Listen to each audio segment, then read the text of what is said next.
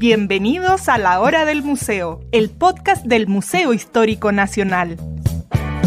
Identidad, cultura, patrimonio y más.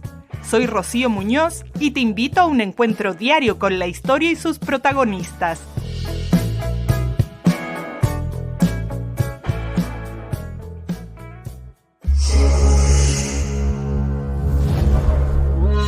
Hace más de 2000 años, cuando Chile era apenas un territorio en formación, y tras la última glaciación, un hombre de aproximadamente 45 años fue enterrado en posición fetal sobre la costa de lo que hoy conocemos como Los Vilos.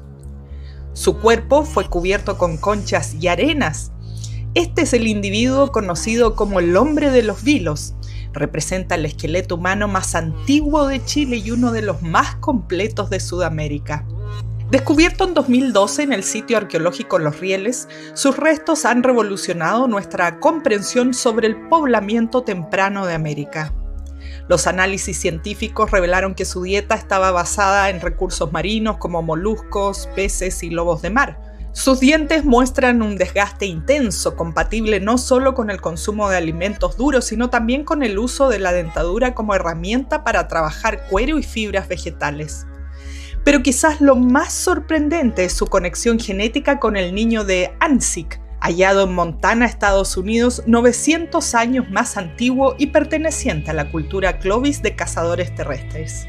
La conexión entre ambos cuerpos nos habla de que en menos de un milenio sus descendientes habrían recorrido miles de kilómetros y transformado completamente su modo de vida. Para conversar sobre este hallazgo excepcional y su significado para la arqueología sudamericana, nos acompaña César Méndez, arqueólogo y subdirector de investigación de estudios aplicados en antropología de la Universidad Católica. Hola César, qué gusto tenerte aquí en La Hora del Museo para conversar de este tema tan apasionante, de todo este hallazgo que han encontrado en Los Rieles cercano o en la localidad de Los Vilos. Así que felices, bienvenido a este espacio del Museo Histórico Nacional. Muchísimas gracias por la invitación y por la posibilidad de darme un espacio para hablar de arqueología y de hallazgos tan importantes como el de Los Rieles. César, siempre nos gusta empezar conversando desde una mirada más personal o cómo los académicos que entrevistamos llegan a investigar lo que están investigando, a los trabajos que tienen. En tu caso, tú eres antropólogo, arqueólogo, ¿y cómo te fuiste vinculando con este tema que vamos a conversar hoy de un hombre en particular que fue encontrado en esta zona que yo mencionaba hace un momento? Sí, bueno, la verdad, yo trabajo hace tiempo en arqueología y siempre estuve vinculado a la arqueología de Los Vilos desde que fui estudiante de pregrado. La verdad que mi primera oportunidad de trabajar allá, brindada por mi profesor de aquel entonces, Donald Jackson, me llevó a cerca más o menos del año 98 a Los Vilos y puedo decir que la verdad nunca me fui. He tenido oportunidad de trabajar en distintos lados a lo largo de Chile, distintos temas, con distintos equipos, formar mi propio equipo después, pero siempre volví a Los Vilos y tengo una relación muy cercana y creo que en el fondo tu pregunta es relevante también en el sentido de que la trayectoria de uno influye mucho en lograr hallazgos importantes, porque cuando uno tiene cariño por una zona, vuelve una y otra vez, necesariamente incorpora otro tipo de sapiencia, de conocimiento, que lo hacen tomar buenas decisiones en cuanto a su investigación y llevar esa acumulación lleva directamente a veces a hallazgos importantes como hemos podido constatar en este caso. Qué increíble, o sea, como toda la vida profesional vinculado ahí a esa zona y a esta investigación. Sí, sin duda, hice mi tesis de pregrado, mi tesis de magíster, mi tesis doctoral, entonces en algún momento ya iba, ¿no? ¿Cómo se llama? Por ese lado de acumulación a decantar, ¿no es cierto?, en los resultados que tenemos hoy en día. César, bueno, entrando ya al tema, a mí me impactaba esto mucho. Debemos reconocer que siempre estamos consultando mucha prensa, muchas cuentas también con el equipo del Museo Histórico de todo lo que va saliendo, porque la idea es hablar de historia, hablar de nuestra sociedad, de hoy, del ayer. Entonces encontramos información en el medio ladera sur del libro que ustedes hicieron, pero indagando más es, como tú decías, desde el año 98 vinculado a esa zona. ¿Por qué sabemos tan poco los seres humanos, los ciudadanos de a pie de este lugar y en general de la arqueología en Chile? Como que pensamos Machu Picchu en Perú siempre es como esa zona súper arqueológica, pero aquí no pasa tanto. ¿Cómo es esto de que estamos como un poco alejados quienes no nos dedicamos a esa área? Mira, lo primero que yo siempre digo, ¿no es cierto?, cuando me hace esa pregunta, es comentar que la arqueología es más cercana de lo que uno cree. Todos hemos estado en un sitio arqueológico alguna vez y probablemente más de alguna vez. Puede ser que hayamos estado en algún sitio arqueológico y no hayamos sabido que era un sitio arqueológico, pero eso son las capacidades y el desarrollo de la observación lo que lo hace a uno, ¿no? Estar familiarizado con ese tipo de registros y poder vincularse con el tipo de información del pasado es nada más ni nada menos que un aprendizaje y un entrenamiento, ¿no? A los estudiantes cuando recién entran en la carrera no pueden identificar nada, no les cuesta mucho observar las cosas y con poco tiempo de observación, uno empieza a darse cuenta que los seres humanos habitaron este espacio, el espacio del mundo completo, y Chile también, ¿no es cierto?, lo habitaron desde hace milenios, y en ese habitar utilizaron casi todos los espacios disponibles y dejaron huellas de su presencia, y el punto es que nosotros podamos aprender a identificar esas huellas y a sacarle la riqueza que tienen esas huellas. Claro, qué importante eso que tú decías ahí. Ustedes ya tienen el ojo súper afinado porque uno puede caminar sobre algo y no sabe mucho. Y claro, como tú dices, probablemente hemos estado en sitios arqueológicos hasta siquiera sin saberlo. Bueno, vámonos a esta zona de los Vilos. También siempre tenemos vinculado el desierto, digamos, el Norte Grande con registros arqueológicos, pero esta zona yo no la había escuchado nunca. Entonces, cuéntanos, danos un poco el contexto de la zona de los Vilos, qué pasaba ahí, cómo se llega a un lugar también, a un sitio donde los arqueólogos, los diferentes profesionales digan, aquí vamos a comenzar excavaciones, es a través de archivos, es a través de lo que uno ve. ¿Cómo se llega hasta un sitio como Los Vilos? Sí, Los Vilos es una comuna muy rica en arqueología, pero es muy rica en arqueología no a diferencia de otras, porque yo creo que en todos lados, si uno trabaja sistemáticamente, encuentra muchas riquezas arqueológicas.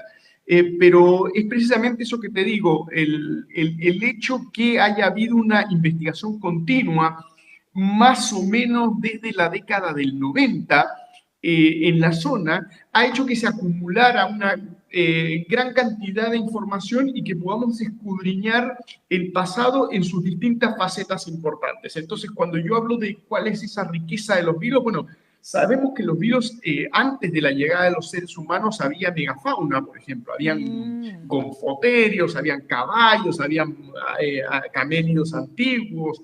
Y no nos imaginamos que los Vilos, cerca de la playa, donde uno lo conoce, ¿no es cierto?, por sus características actuales, vivían, ¿no es cierto?, fauna de ese tipo antes de que llegaran los seres humanos.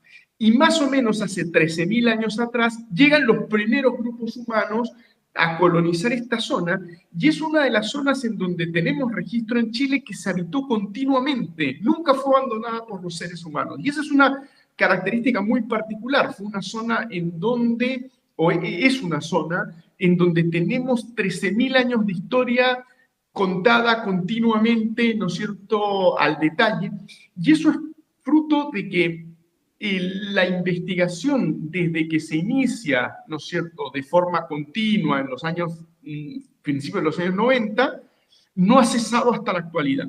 Y esa acumulación nos permite ahora tener más de 400 sitios arqueológicos, wow. en términos de las cantidades de fechados radiocarbónicos.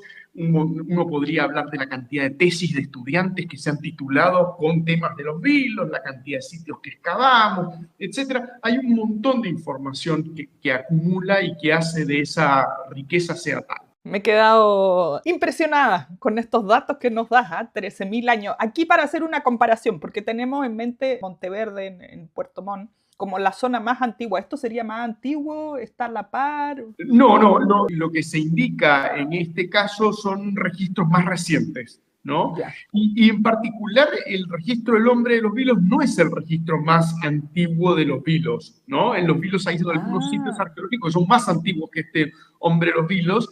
Este hombre, el llamado hombre de los vilos, a mí no me gusta llamarle hombre de los vilos. Para mí es el individuo uno del sitio de los Rieles, porque además el sitio de los Rieles tiene varios individuos. Se han encontrado hombres, se han encontrado mujeres, se han encontrado distintos individuos. Pero el individuo antiguo, ¿no es cierto?, tiene una fecha cercana a 12.000 años de antigüedad. Es decir, es casi 900 años más reciente que los sitios más antiguos de la zona. ¿por qué en particular vamos a este hombre y no Sí. los otros? Y bueno, pero antes de irnos a eso, que yo me entusiasmo mucho porque me encantan estos temas arqueológicos. Los rieles, ¿qué había ahí? ¿Por qué vivían ahí?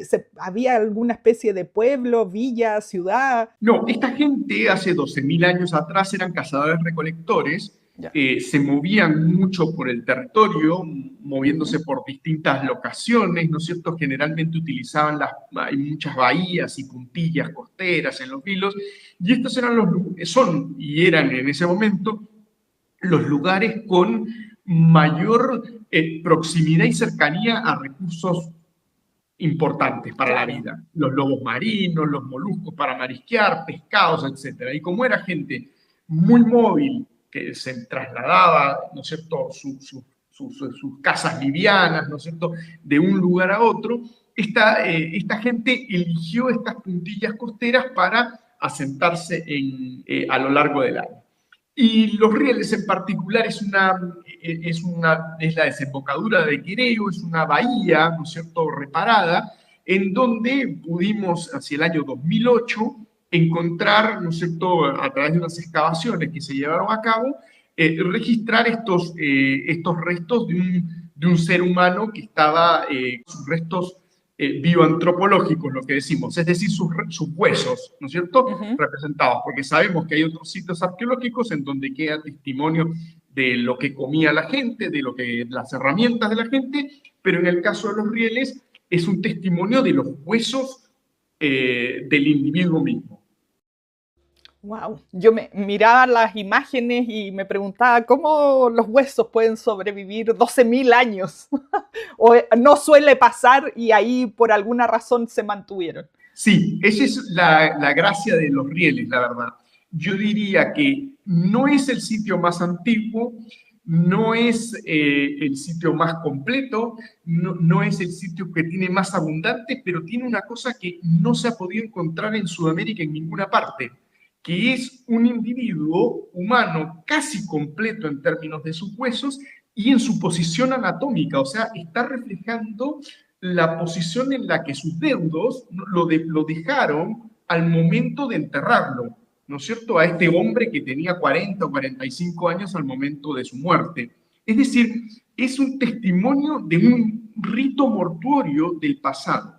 Y hay otros restos de tal antigüedad en América, pero no se sabe cómo fueron encontrados, porque los excavaron de mala manera hace mucho tiempo, porque se encuentran en algún museo, y en cambio, en el caso de los rieles tenemos documentada toda la excavación, tenemos fotos de cómo estaba ese individuo, sabemos su anatomía, el individuo está completo además, entonces sabemos no solo algunas partes, sino gran parte de su cuerpo representado. Y eso es inédito, curiosamente, para tal antigüedad en toda América. Bueno, hoy día podemos ver en el libro que ustedes hicieron los dibujos, ¿no? Que nos pueden mostrar un poco cómo sería. ¿Era un cementerio esa zona o enterraban a quienes iban muriendo, digamos, donde estaban, en el camino, donde los pillara la muerte? Probablemente lo que dices tú, no era un cementerio, porque un cementerio se define como un lugar específico en donde un determinado grupo humano decide poner colectivamente, ¿no es cierto?, sus muertos, ¿cómo se llama?, a lo largo de un periodo de tiempo. Y aquí tenemos testimonio de entierros humanos aislados. Por ejemplo, el Salón de los Rieles, y hay otros restos que tienen 1000 años más tarde, hay otros restos que tienen 3000 años después, aparecen unos pocos restos. Entonces, aquí lo que pudimos encontrar fueron distintos restos humanos de distintas épocas, pero porque excavamos mucho. Junto con Donald Jackson, cuando llevamos a cabo esta investigación, excavamos una especie de piscinas muy grandes, ¿no es cierto? Y esas nos permitieron, por así decirlo, interceptar distintos restos en distintos lugares. Entonces, no es un tema de que hayan estado concentrados tipo un cementerio, sino porque muestreamos mucho, encontramos distintos restos. Y dentro de ellos, ¿no es cierto?, el más antiguo es este que estamos hablando el día de hoy. Qué increíble, tremendo trabajo. Bueno, por eso tantos años. Yéndonos al terreno, ¿no? Porque esto uno quiere saberlo, porque pocas veces se puede conocer y además nos lleva así como a pensar en Indiana Jones, qué sé yo. Cuando están en una zona, empiezan a excavar. ¿Cómo se hace todo el proceso hasta descubrir todos estos datos de un individuo, como tú dices? El proceso es lento. ¿Ya? Es lento, con paciencia y tiene etapas. Este sitio lo conocíamos desde hace mucho tiempo. Donald Jackson lo excavó algunas pruebas de algunas excavaciones pequeñas y las publicó hacia el año 96, si no me equivoco. Y fruto de que el pueblo de Los Vilos tenía que construir un nuevo desagüe, ese desagüe, su trazado tenía que pasar lamentablemente, por una parte, tenía que pasar por encima de este sitio. Entonces se nos encomendó, ¿no es cierto?, el trabajo de llevar a cabo el estudio arqueológico del trazado, ¿no es cierto?, de ese desagüe. Pero junto con Donald Jackson dijimos, nosotros no queremos solo excavar el trazado, sino como medida de compensación, nosotros, como estábamos en un marco de una investigación científica, dijimos, queremos excavar más. Entonces, no solo es importante la línea, que era una trinchera de 1 metro de largo, de 1 metro de ancho por 100 metros de largo, ¿no es cierto? Dijimos, está bien, excavamos eso, pero en compensación nosotros queremos excavar el sitio y entenderlo, excavar mucho más ampliamente y entenderlo. Y fue en esa decisión, ¿no es cierto?, en esa decisión de ampliar nuestras excavaciones que logramos, ¿no es cierto?, con esa estrategia encontrar estos restos. Qué increíble. Hasta de repente, bueno, suele pasar, ¿no? Aquí, por ejemplo, cuando están ampliando las líneas de metro, también se han encontrado objetos y restos maravillosos que nos cuentan toda una historia. De ahí a llevar esto al laboratorio, ¿cómo descubren hace cuánto tiempo datar todo esto? No sé si se sigue usando el carbono 14. ¿Qué tecnologías podemos tener hoy día que nos puedan contar más datos de cómo era la vida hace 13.000 años? Sí, mira, eso es otro de los elementos importantes. Como son restos tan importantes, se le han sometido a un montón de análisis. Todavía quedan análisis por hacer, pero se le ha llevado a cabo un montón de análisis a este individuo, ¿no? Lo primero que tú dijiste, el carbono 14. Este individuo tiene 4 análisis de carbono 14. En general se hace uno. Pero nosotros, para chequear la veracidad y poder entender realmente cuál era la cronología, llevamos a cabo análisis de dientes, de huesos, incluso de partes del cráneo, de una parte del cráneo, en donde se preserva colágeno de mejor calidad. Y eso nos ha permitido tener datos, ¿no es cierto?, bastante fidedignos de la antigüedad del individuo. Otros análisis que se hacen son los análisis de isótopos estables, que básicamente son análisis químicos que se llevan a cabo a los huesos y que, comparándolo con otros restos, nos permiten saber aspectos como la alimentación, ¿no? Entonces, una de las cosas que sabemos de este individuo, por la comparación de sus valores de nitrógeno que tenía, es que casi su dieta completa la consumía del mar. Y eso es súper novedoso, porque lo que más se piensa de los individuos de dicha antigüedad es que tenían dietas que eran de animales terrestres. Y con la información de los rieles podemos constatar que habían individuos, ¿no es cierto?, que vivían en la costa y que consumían sus proteínas, ¿no es cierto?, del mundo marino. Y otro análisis que le hicimos también a otro isótopo, que es el isótopo de estroncio, nos permitió entender de dónde tomaba agua este individuo, ¿no? Y el agua que la tomaba, supimos que la tomaba de esteros, el agua dulce, ¿no es cierto?, de esteros que eran cercanos a la costa, porque el valor está muy pareado, ¿no?, con estos valores costeros.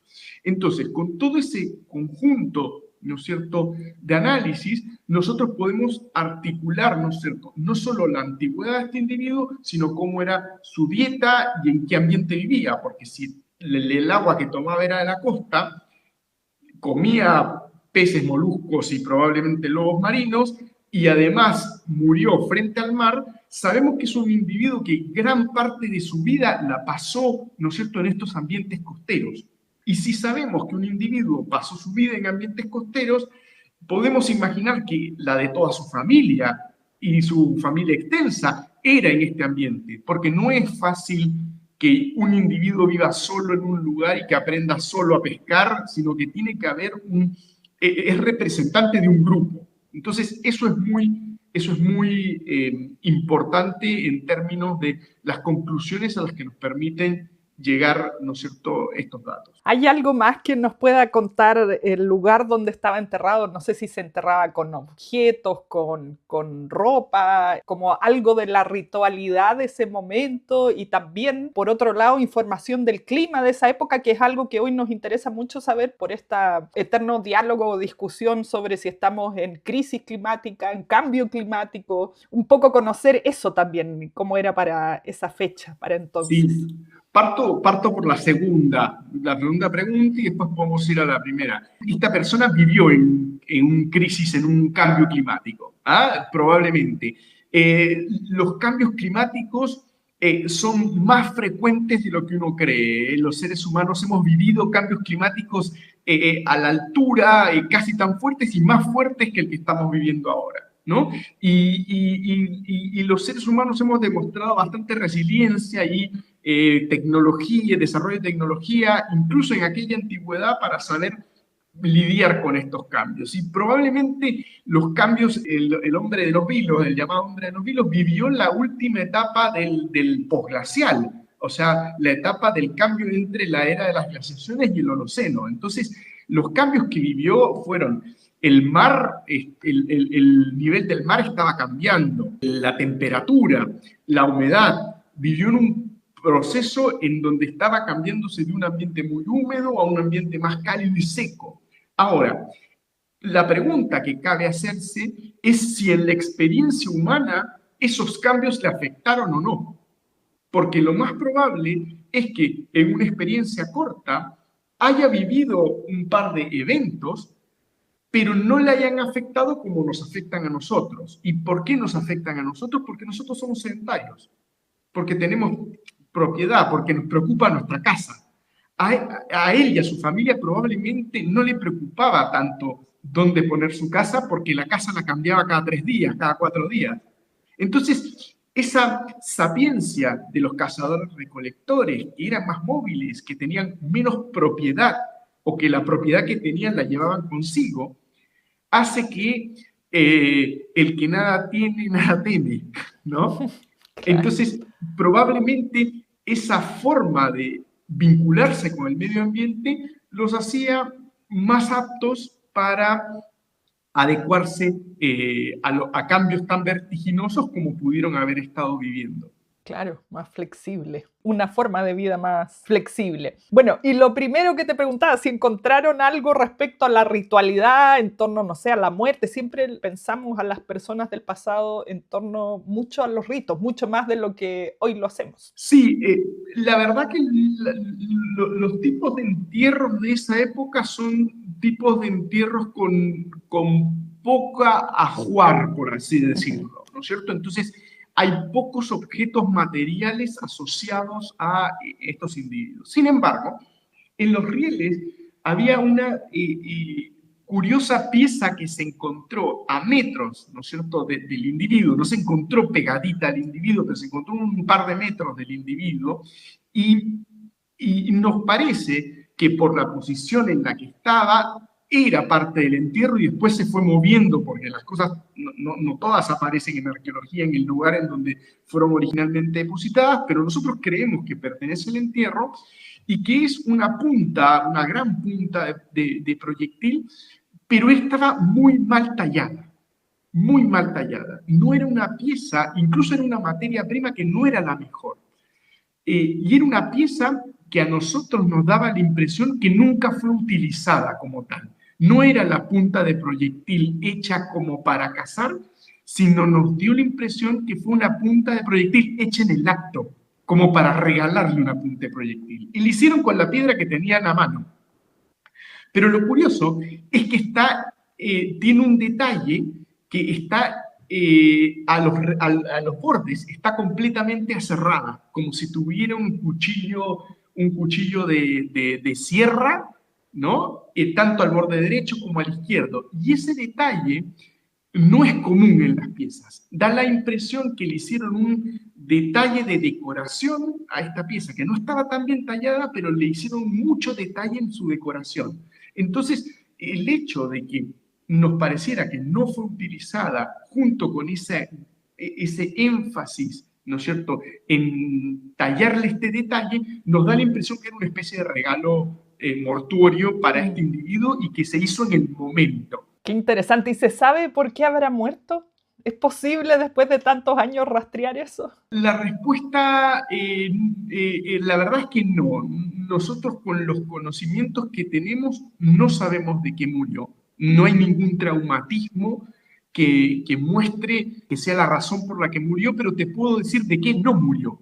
Y eso es también interesante, porque el hombre tenía una costilla rota y se le había curado. Es decir, alguna vez se tiene que haber caído haciendo sus actividades, se quebró la costilla y esa costilla se le curó y tenía otros elementos en la espalda, como de llevar carga y también daños en los tobillos, de haber caminado por superficies rugosas como piedras, etcétera, que le generaron alguna vez en la vida probablemente alguna tendinitis, alguna cosa así. Entonces sabemos que pese a que sufrió a lo largo de su vida varias lesiones como las podemos tener nosotros, esas lesiones no fueron suficientes como para terminar su vida y probablemente él murió de viejo, porque si llegó a los 45 años hace 12.000 años, me parece que cumplió bastante en términos de su vida, ¿no? Fue de los más viejitos. Menos mal que no estamos en hace 13.000 años. Claro. César, algo muy, muy básico, pero aquí una curiosidad, por supuesto, de alguien que no es del área. ¿Cómo se determina el sexo de un individuo cuando son puros huesos? ¿Cómo se puede saber es hombre, mujer, edades? Sí, la verdad que existen varios métodos para definir la edad y el sexo de los individuos, y son métodos que nos enseñan a nosotros en la universidad, ¿no es cierto?, vinculados al estudio de la bioantropología, ¿no? Y la forma, por ejemplo, la forma del pubis, ¿no?, del femenino y masculino es muy distinta. ¿Por qué? Porque la mujer tiene que tener un canal de parto diseñado en caso que tenga hijos. Entonces, ciertas formas de los huesos son marcadamente muy diferentes en hombres y en mujeres. Hay otros rasgos que son menos decidores, pero por ejemplo eso es muy importante. Y con respecto a la edad, se sabe a través de la fusión de ciertos huesos y algunos niveles de desgaste. Se ha estudiado que los huesos se fusionan a determinada edad y eso nos permite, ¿no es cierto?, saber si ya llegó a su plena madurez o no, y después por algunos otros niveles de desgaste uno va cruzando ciertos datos que le permiten a los investigadores especialistas llegar a un estimado con un margen de error. Por eso siempre decimos 40 a 45 años, ¿no?, con respecto a este caso. Bueno, qué nivel de detalle, como tú decías, se aprende todo esto, ¿no? Todos estos métodos para poder conseguir estos datos. Hoy día, ¿en qué están los rieles? Este hombre, tú decías, se le han hecho un montón de análisis, todavía se le harán más o se le pueden hacer más. Yo leía por ahí también que la comunidad tiene muchas ganas de hacer un museo para exhibir estos restos. Eh, ¿Cómo está la situación hoy de los rieles? Hoy la situación de los rieles está, yo diría, mejor que nunca en el sentido de que estamos, dado la iniciativa de la comunidad, el hecho que se haya podido sacar el libro gracias al proyecto Pasado Humano y Patrimonio en el Choapa, ¿no? Que tenemos junto con Diego Salazar. La posición de los rieles, el entusiasmo que hay por esto es el mejor que pudiera haber en términos de arqueológicos. Y sobre todo, a mí me llama mucho la atención y me entusiasma por un tipo de análisis que todavía no hemos hablado, que te voy a contar a continuación, que se ha hecho, que es uno de los elementos más de futuro que hay en, ¿cómo se llama?, en este tipo de investigaciones, que son los análisis genéticos. Al ser este individuo tan importante, nos puede hablar mucho del proceso de poblamiento de América completo, Claro. porque estos individuos se pueden comparar con otros individuos tan antiguos o un poco menos antiguos para armarnos el panorama completo o una parte del panorama, no quiero decir completo, pero una parte importante del panorama de cómo fue el proceso del primer poblamiento de América. Y es muy interesante que en el año 2018, junto con un equipo internacional, escribimos un artículo que se publicó en donde comparamos 49 esqueletos de toda Centroamérica y Sudamérica, ¿no? Y se hizo los comparamos en términos de sus análisis, lo que se llama moleculares, la información de la genética nuclear de este individuo. Los restos de los rieles son los restos más emparentados con un individuo que es muy importante, ¿no es cierto?, que se llama el niño de Anzick. El niño de Anzick tiene 12.900 años de antigüedad, es más antiguo y fue encontrado en Montana, en Estados Unidos. Y el niño de Anzick es un niño que se le han hecho los mismos análisis que el individuo de los rieles, pero su dieta y su forma de vida era completamente distinta. Era un niño que su dieta principal consumía mamut, ¿no? Era un niño que vivía en Montana, que es muy lejos de la costa, ¿no? Vivía en el interior de Norteamérica con animales antiguos ya extintos y es el más emparentado al individuo de los rieles, lo que quiere decir en el fondo que en el trayecto entre Montana, Estados Unidos y los Vilos, ¿no es cierto?, que son como más de 4.500 kilómetros, se logró desarrollar un modo de vida completamente distinto, que era el modo de vida de vivir en la costa asociado al consumo de recursos costeros, a la caza marina, etc. Es decir, el origen de estos grupos costeros no es en otros grupos costeros, sino es un origen en grupos del interior.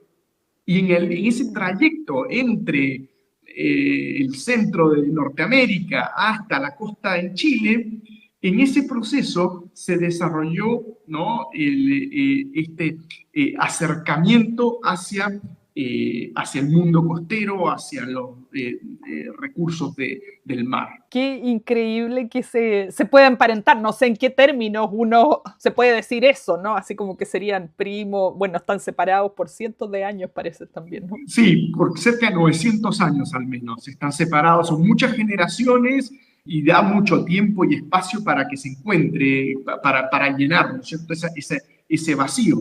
Pero lo lindo es que son los dos individuos más tempranos y están relacionados uno con el otro. Es decir, no hay otras relaciones que no hayamos encontrado, sino que estamos muy cerca de entender, ¿no es cierto?, un panorama más o menos integral de cómo fue este proceso de poblamiento de América. Claro, bueno, hoy día también se habla mucho de que podrían haber venido por el mar, por el océano, no solo bajando desde Norteamérica. Qué interesante para poder tener este rompecabezas de cómo se fue poblando nuestro continente. César, antes de despedirnos, ¿el sitio se puede visitar? ¿Está abierto a público? ¿No? ¿Dónde podemos conocer más? Sí, el sitio la verdad que es un sitio público al sur de Los Vilos. El pueblo de Los Vilos va creciendo aceleradamente como todo, ¿no es cierto? Y cada vez está más cerca del pueblo. El sitio está en la quebrada de Quereo. Si uno va y cuida y procura respetar y no hacer nada, bienvenido sea. Van a ver una linda terraza costera, van a poder ver el mar, van a poder ver la quebrada de Quereo.